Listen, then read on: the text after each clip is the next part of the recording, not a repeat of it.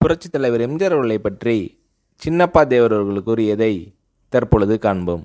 தன்னோட நிலையே ஆட்டம் கண்டிருக்கும் நேரத்தில் இன்னொருவருக்கு சிபாரிசு செய்த நடிகரை நான் வாழ்க்கையில் முதலாக பார்த்தது அப்போதுதான். ஜூபிட்டரில் ராஜகுமாரி படத்தை ஆரம்பிக்க ஏற்பாடுகள் செய்து கொண்டிருந்தார்கள். அதில் எம்ஜிஆர் அவர்களை கதாநாயகனாக நடிக்க வைக்க முடிவு செய்தார்கள்.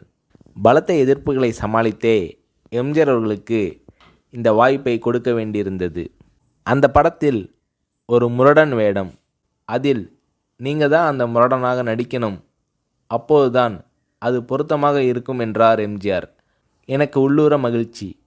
மறுநாள் எம்ஜிஆர் அவர்கள் ஸ்டூடியோவுக்கு சென்று என்னையே அந்த வேடத்திற்கு போடும்படி சிபாரிசு செய்தார். உங்களை கதாநாயகனாக போட்டு படம் எடுப்பது இதுவே முதல் தடவை. அப்படி இருக்க அவரை போய் நீங்கள் இப்படி சிபாரிசு செய்யலாமா? பெரிய ஆளாக போட்டால் நன்றாக இருக்கும் என்று தயாரிப்பாளர்கள் தரப்பில் சொல்லப்பட்டது. எம்ஜிஆர் என்னை விட்டு கொடுக்கவில்லை. நம்மிடையே திறமை உள்ளவர்கள் இருக்கும்போது வெளியாள் எதற்கு? படம் எடுத்து பார்ப்போம், திருப்தியாக இருந்தால் வைத்துக்கொள்வோம். எந்த விதமான சந்தர்ப்பமும் தராமல் ஒரு ஆளை எடை போட்டுவிடக்கூடாது.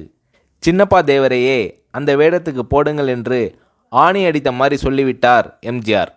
அந்த வேடம் எனக்கே கிடைத்தது. இப்படி தனக்கு எம்ஜிஆர் சிபாரிசு செய்து வாய்ப்புகளை பெற்று தந்த அனுபவத்தை சொன்னார் சின்னப்பா தேவர்.